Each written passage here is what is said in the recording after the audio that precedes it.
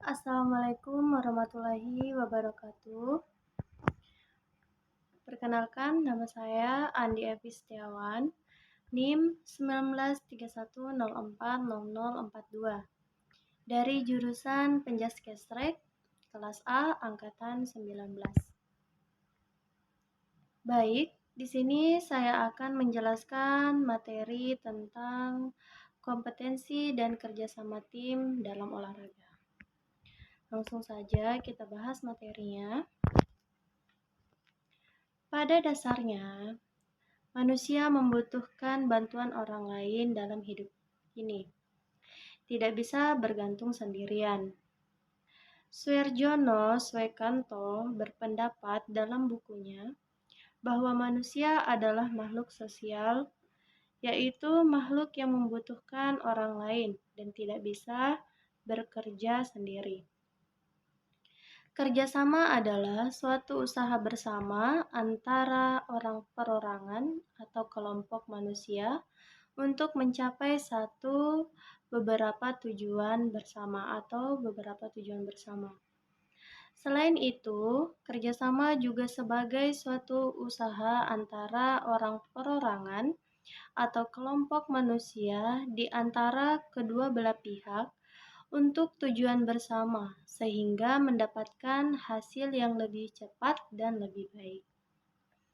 Berbagai kesuksesan maupun keberhasilan yang sudah diraih bukan merupakan hasil kerja seorang diri. Sekalipun seseorang bekerja keras sendiri, pasti di dalamnya terdapat campur tangan orang lain, meskipun baik dominan sekalipun tidak. Kerjasama dimaksudkan sebagai suatu usaha bersama antara orang perorangan atau kelompok manusia untuk mencapai satu atau tujuan bersama.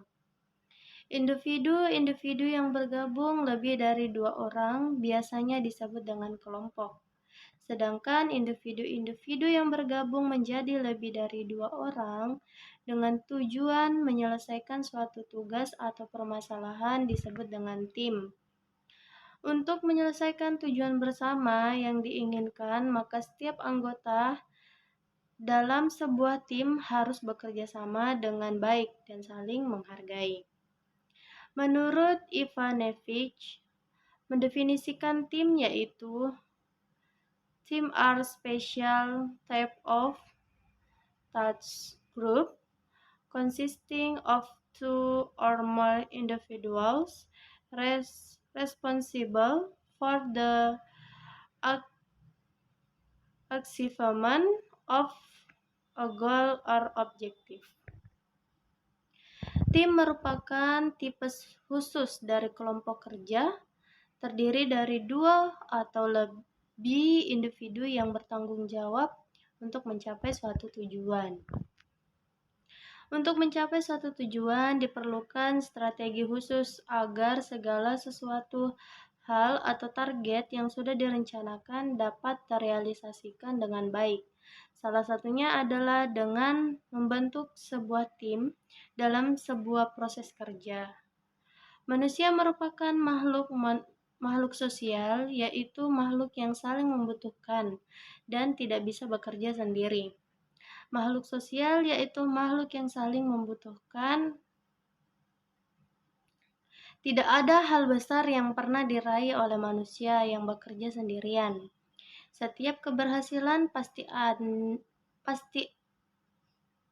Anda akan menemukan bahwa orang lain yang dilibatkan. Pada persoalan yang bersifat pribadi pun tetap membutuhkan orang lain yang dapat membantu untuk menyelesaikan persoalan tersebut. Keberhasilan kelompok pun tidak jauh dengan namanya kerjasama. Selain itu, syarat kesuksesan dan keberhasilan dalam hidup ini adalah kemampuan untuk bekerja sama dengan baik. Setiap tugas yang dibebankan harus ditanamkan rasa tanggung jawab dan kemampuan yang kuat untuk dapat mampu bekerja sama dengan baik. Bersikap terbuka, ramah, dan bersahabat kepada orang lain untuk mampu bekerja sama. Mencari cara yang tepat untuk dapat berkolaborasi dengan orang lain merupakan salah satu cara untuk bekerja sama, bersikap penuh antusias, dan menjaga hubungan yang baik dengan orang lain.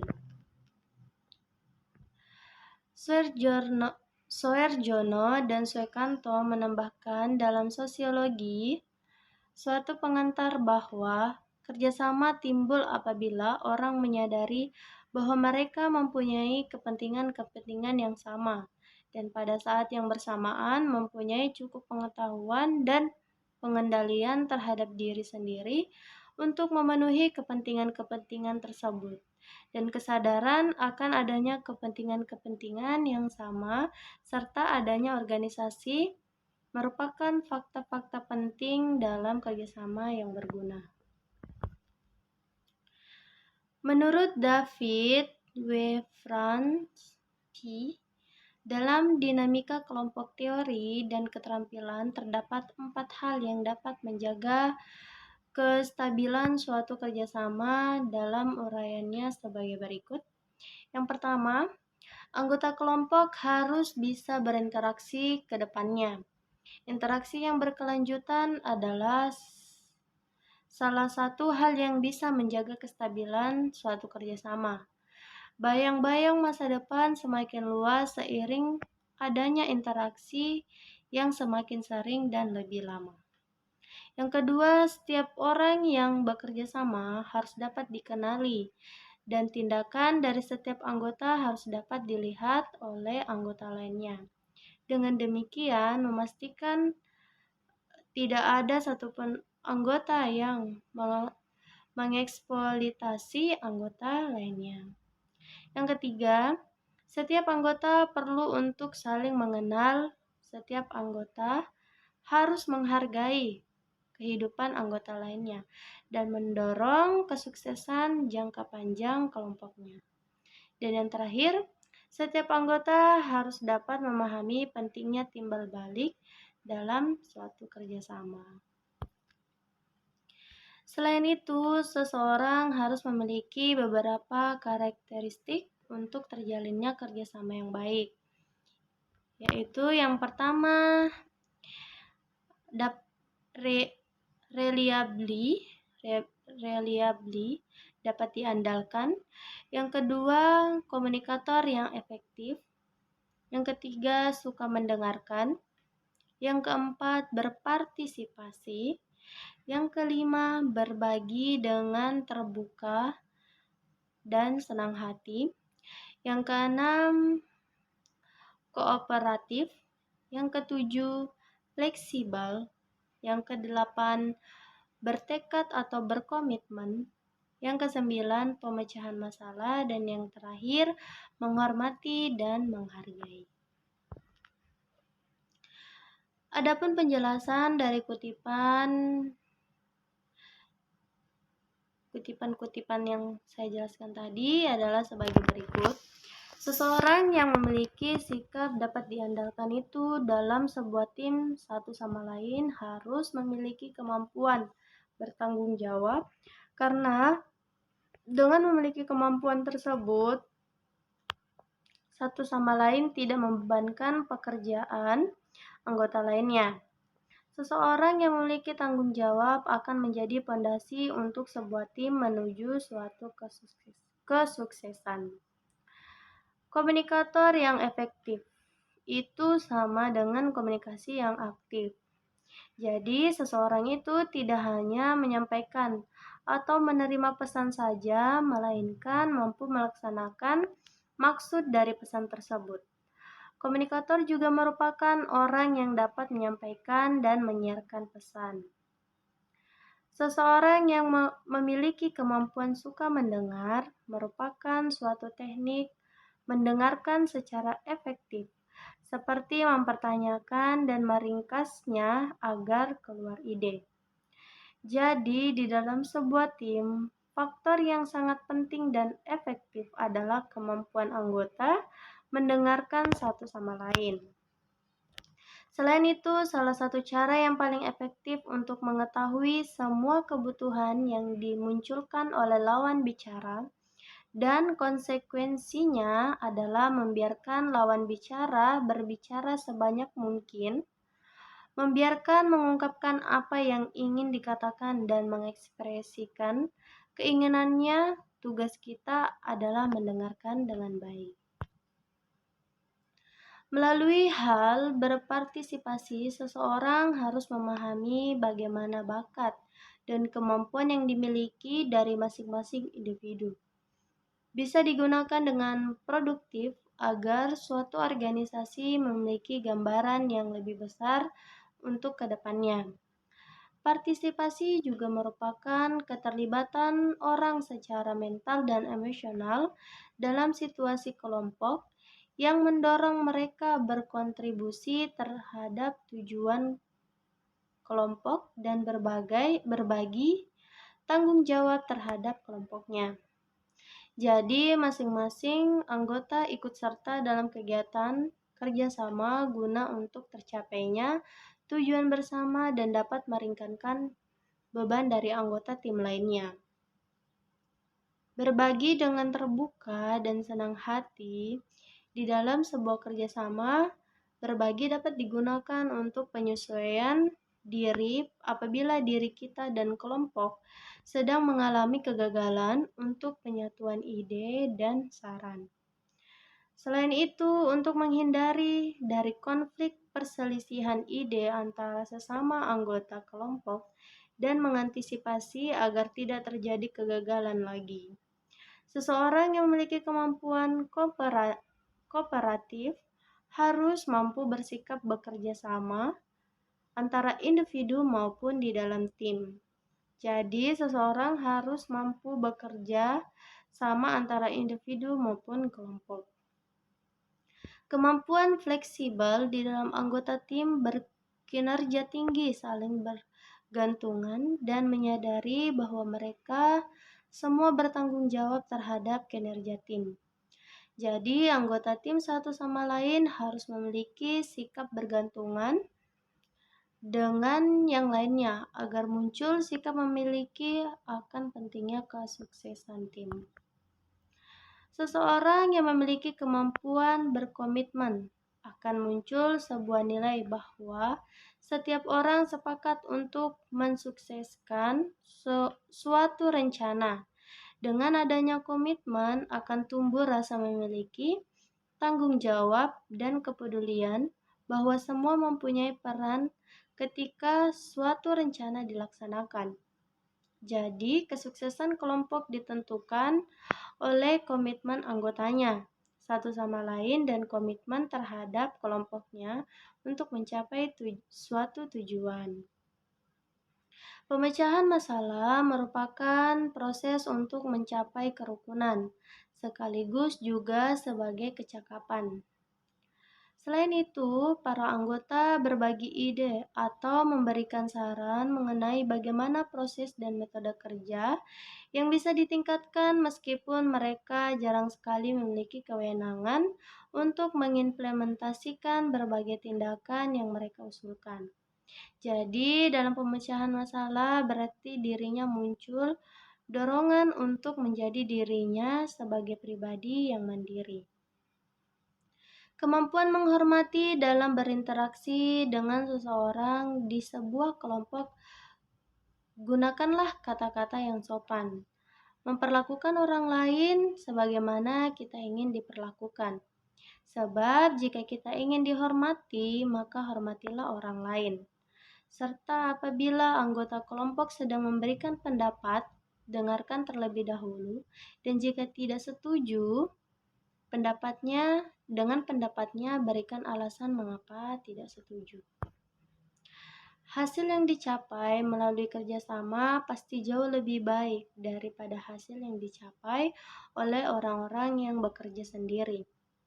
Sebab tidak ada seseorang pun yang dapat tahu dan kerja sendiri dari apa yang dapat dikerjakan dan dihasilkan oleh beberapa orang secara kerjasama. Bentuk dan pola-pola kerjasama dapat dijumpai pada semua kelompok manusia. Kebiasaan-kebiasaan dan sikap-sikap demikian dimulai sejak masa kanak-kanak di dalam kehidupan keluarga ataupun kelompok-kelompok kekerabatan. Atas dasar itu, anak tersebut akan menggambarkan bermacam-macam pola kerjasama setelah dia menjadi dewasa. Kerjasama dapat tumbuh dari suatu komitmen individu terhadap kesejahteraan bersama atau sebagai usaha pemenuhan kepentingan pribadi. Kunci dari perilaku kerjasama ada pada sejauh mana setiap pribadi percaya bahwa yang lainnya akan bekerja sama. Sehingga isu utama dari teori kerjasama adalah didasarkan pada pemenuhan kepentingan pribadi, di mana hasil yang menguntungkan kedua belah pihak dapat diperoleh dengan bekerja sama daripada dengan usaha sendiri atau dengan persaingan. Nilai penting dari kerjasama merupakan